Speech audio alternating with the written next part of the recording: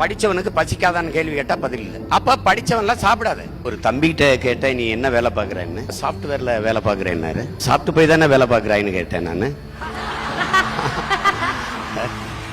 அலைபேசி புதுசா இருக்கே அப்படின்னு. ஆமாண்ணே, இது 13Gன்னாரு. செல்போன்ல எத்தனை ஜியும் வரலாம், 11G 13G 14G எல்லாம் வரலாம். ஆனா கஞ்சி விவசாயி நாங்க தான் ஊத்தணும். எல்லாரும் நினைக்கிறாங்க காசை கொடுத்தா கடையில காய்கறி ஃப்ரெஷ்ஷா கிடைக்குங்கிறாங்க.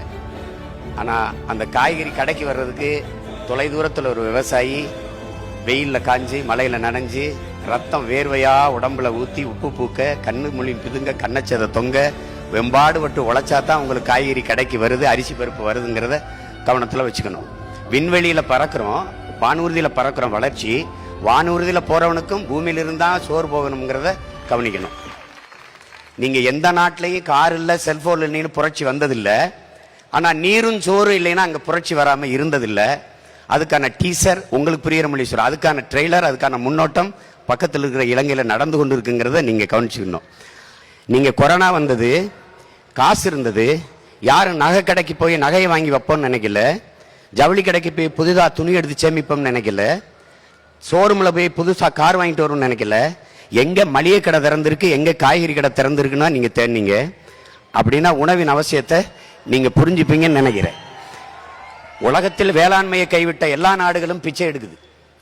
நீங்க தொழில் வளர்ச்சிங்கிறீங்க. தொழில் வளர்ச்சி, வேலை வாய்ப்பு, வேலை பார்த்தா சம்பளம் கிடைக்கும். சம்பளத்துக்கு என்ன செய்வீங்க? நல்லா சாப்பிடுவீங்க. சாப்பாடு எங்க இருந்து வரும்?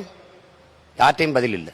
விவசாயத்தை படிக்காதவன் செய்யற தொழில் என்று நினைக்கிறீங்க. விவசாயம் தொழிலே கிடையாது. அது நம் பண்பாடு, நம்முடைய வாழ்வியல் என்பதை நீங்க புரிஞ்சுக்கணும்.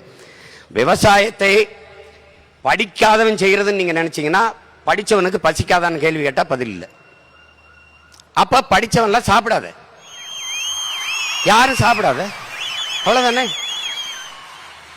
இது எப்படிப்பட்ட போக்குன்னு பாருங்க. விளைநிலங்கள் எல்லாம் வீட்டு மனைகளா வருது. நம்ம விளைநிலங்களில் வீடை கட்டி மொட்டை மாடியில தோட்டம் போடுவதை நாம் பெருமையா பேசிக்கொண்டு இருக்கிறோம். நீங்க காய்கறி விளைய வைக்கலாம், வெண்டைக்காய் தக்காளி உங்களுக்கு வேண்டிய கத்தரிக்காயை விளைய வச்சுக்கலாம். ஆனால் நெல், வாழை, கரும்பு, மற்ற பொருளெல்லாம் எங்கே விளைவிப்பீங்க? மொட்டை மாடியிலே விளைய வச்சிருவீங்களா?